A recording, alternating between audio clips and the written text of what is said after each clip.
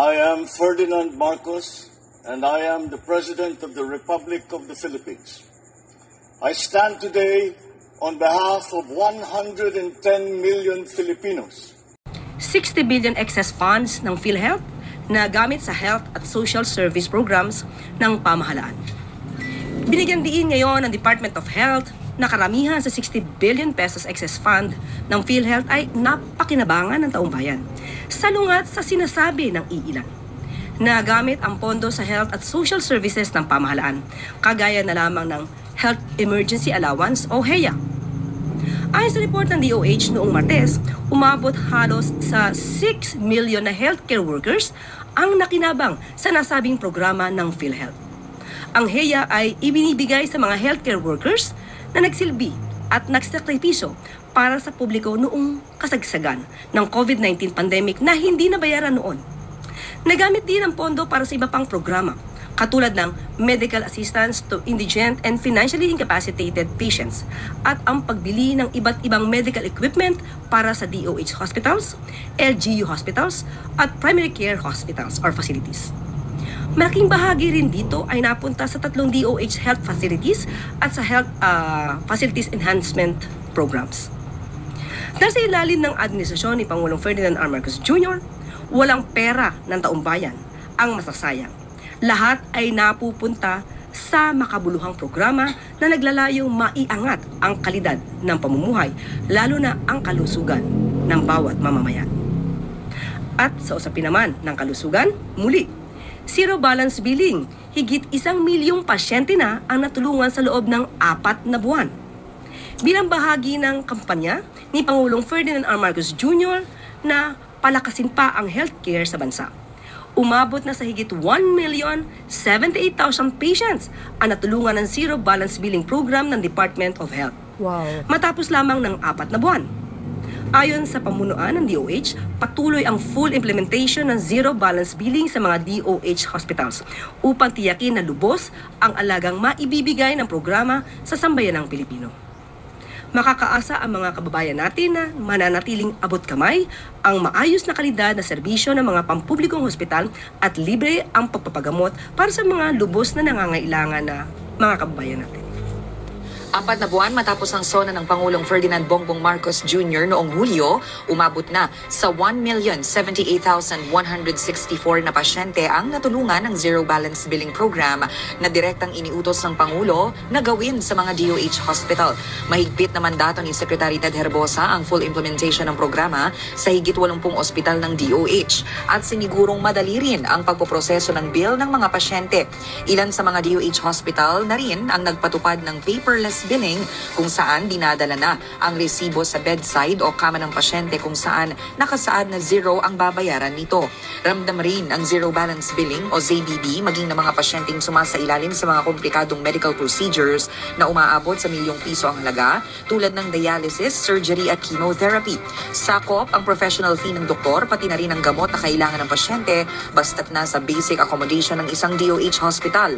Tinitiyak naman ng ahensya ang tuloy-tuloy na implementasyon ng zero balance billing alinsunod sa mandato ni Pangulong Bongbong Marcos Jr. Mapapanood naman sa DOH Facebook page ang kwento ng mga pasyenteng natulungan ng zero balance billing. Oh, napanood nyo yon. Narinig nyo naman siguro yung 60 billion na yan kung saan napunta. Clear na clear, sabi ni Attorney Claire, kung saan napunta ang 60 billion. At taliwas doon sa mga sinasabi, itong mga salot na ito na ginastos daw ni Pangulong Marcos Jr. Mahiya naman kayo. Puro kayo batikos na walang laman yung mga utak nyo. O mag-research kayo para may alam kayo. Hindi yung puro kayo pagbibintang sa Pangulo. Kakahiya tong mga mga salot na ito. O ayan, itatapan nyo sa mga pagmumukha nyo yung zero billings. Sus, imbes sumuporta na lang kayo, tumulong. Kaysa naman puro kay paninira. Kayo, ano na nagawa nyo? Sige nga, mga salot kayo, yung mga anti-Marcos. Kayo, ano nagawa nyo? Sige nga, anong nagawa nyo sa mga pasyente? May naitulong ba kayo? Sasabihin nyo, yung tax namin, siyempre. Bakit yung tax nyo? Without sa magandang programa ng Pangulo, yung zero billings diyan, may i-apply kaya yung tax natin? Kung iba yung nakaupo, baka mapunta sa bulsa. So, kung wala yung zero billings niya, ano? Di nga. Kawawa ang mamayang Pilipino. Ang laki kaya na itulong yan. Itong mga kapwa nating Pilipino, ewan ko nga ba, saan napunta ang mga utak nila? Baka nasa tumbong eh, oh. Puro lang paninira sa Pangulo. Wala na lang nagawa kundi panira sa Pangulo araw-araw. My goodness. Samantalang yung poon nila, puro lakwatsa, traveling around the world. Oh. 'Di ba? Walang nagawa sa bayan, walang ambag. Puro katamaran, hindi man lang pumapasok. Pagdating doon sa ibang bansa, ayun. Panira dito, panira din eh. Actually mga kababayan, itong mga tao na ito, you know, totoo naman yun. Kikita nyo yung mga asta nila, greedy and power, gusto maagaw ang palasyo. Kasi for ano lang eh, for their ano lang, pansarili lamang. Not for the Filipino people. Oh. May tulong ba sila? Nakikita nyo ba? Nandoon sa mga nasalanta? Wala. Si PBBM lang, tsaka yung mga sekretaris niya. Pero ang lakas mag-gaslight itong mga salot na ito.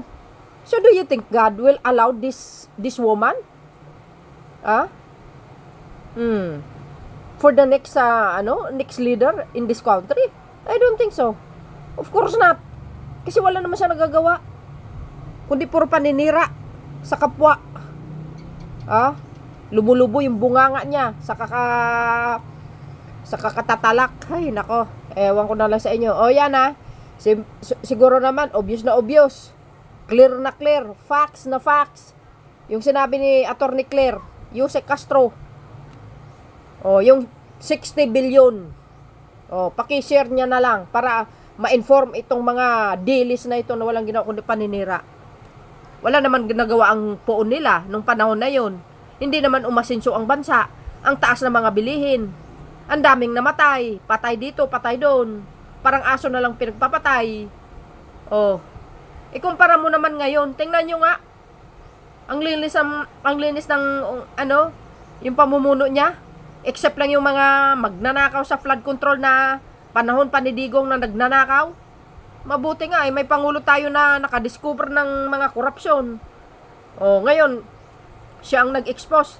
Tapos todo paninira kayo. Gusto nyo, BBM resign. Mga siraulo talaga Wala na lang magawa sa buhay. Kung sino pa yung magaling na pangulo, yun pang pag-resign ninyo. Ay, sus na. Sino ipapalit nyo? Yung mamatay tao? Sige nga. Yung corrupt. Na legendaring corrupt. Nako. Mana sa ama. Di kayo naloka. So, yun mga kababayan. Ano po masasabi nyo? Basta ako, masaya ako. Narinig ko ngayon na talaga namang I'm so happy talaga. 'Di ba? I'm very happy kasi yung 60 billion napunta sa talagang napupuntahan. Ang daming magagandang nangyayari kaya. Sabi nila ay kasalanan ni Pangulong Marcos Jr. daw kasi binalik daw sa treasury. What? Do you think ang Pangulo gagawa-gawa ng desisyon na hindi niya pinag-aralan na maaari niyang ikakasira? Mga siraulo talaga ito Sarap yung ay, nako. Pati si AS Ralph Ricto. Sabi, 'di ba?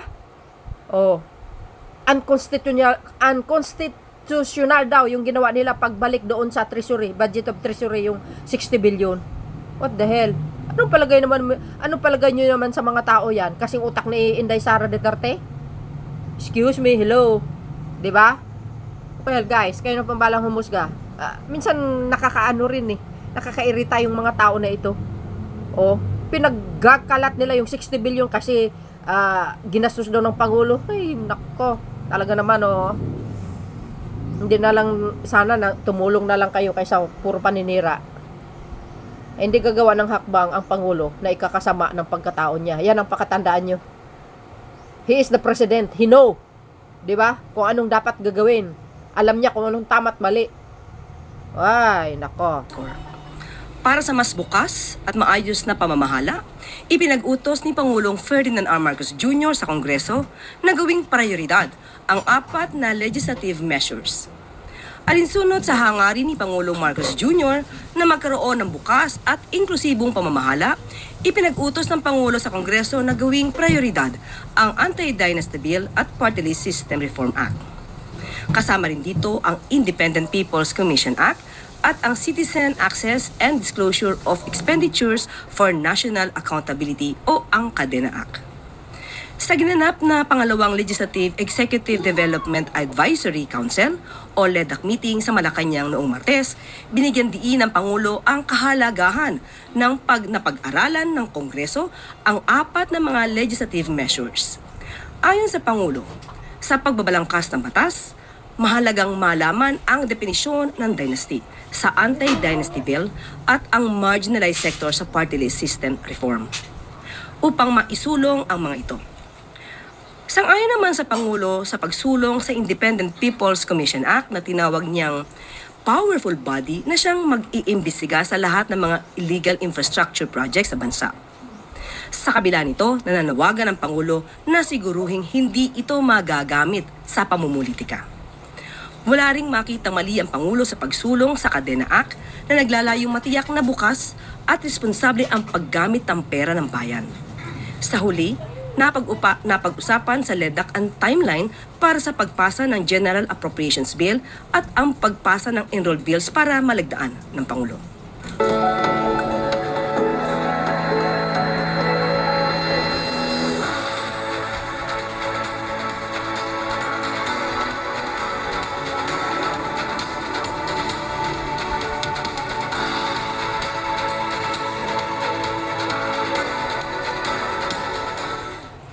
School-based feeding program ng pamahalaan ng Pangulong Ferdinand R. Marcos Jr. pinalakas ng Department of Education. Bilang tugon ng DepEd sa programa ni Pangulong Marcos Jr. na maiangat ang antas ng pamumuhay ng mga kabataang mag-aaral. Personal na binisita ni Secretary Sani Angara ang Moonwalk Elementary School sa Las Piñas nitong nakaraang Biyernes. Tiniyak ni Secretary Angara ang maayos na implementasyon ng School-Based Feeding Program o SBFP na naturang paaralan. Namahagi naman ang kalihim ng laptop at tablet sa nasabing kaganapan. Pinangunahan din ni Secretary Angara ang briefing sa pagpapatupad ng SBFP sa paaralan, maging ang pamamahagi ng hot meals at Nutriban sa mga mag-aaral. Nakipagdialogo rin ang kalihim kasama ang kanyang ilang opisyal ng DepEd at mga guro upang pakinggan ang kanilang ulat at hiling sa ahensya. Sa SBFP ay isa lang sa mga programa ni Pangulong Marcos Jr. na naglalayong masiguro at gawing prioridad ang kalagayan ng mga kabataang mag-aaral. Dahil sa puso ng Pangulo, una ang kabataang Pilipino.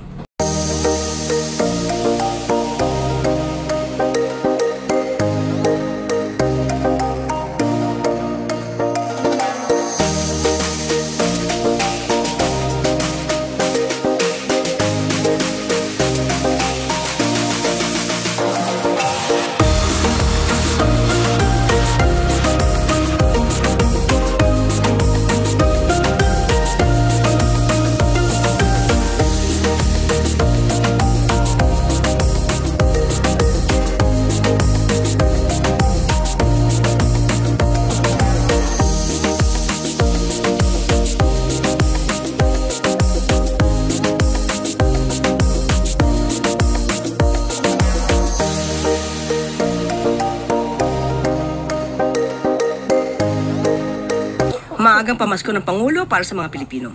Mas mabilis at mas abot-kaya ang internet.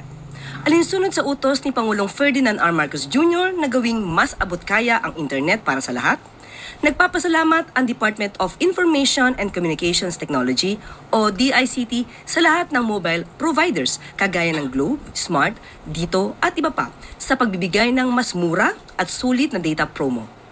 Ayon sa datos ngayong 2025, mas mababa ng 17% na ang presyo ng data kumpara noong 2024. Halos 10 piso ang ibinaba sa bawat 10 gigabytes.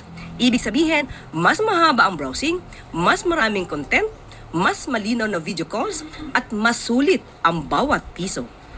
Bunga ito ng Oplan Bantay Signal ng DICT kung saan libo-libong mamamayan ang nagpapadala ng signal test. Dahil dito, mas makakaasa ang taumbayan sa mas mabilis na internet connection sa kanilang mga lugar. Nakabanday din ang DICT kasama ng taumbayan para tulungan ang mga telecommunications companies na pagandahin ang mga serbisyo pa nila. Kaya naman, ituloy lang ang pagpapadala ng signal test. Dahil sa ilalim ng bagong Pilipinas ni Pangulong Marcos Jr., ang bawat isa ay magbabantay para sa mas mabilis na internet connection sa bansa. Sa konektadong Pinoy, walang iwanan. Walang konektado, lahat ay konektado at mas mabilis ang serbisyo. So yun guys, maraming salamat sa inyong watching. See you again on my next upload. Bye bye bye and baboos. God bless Philippines.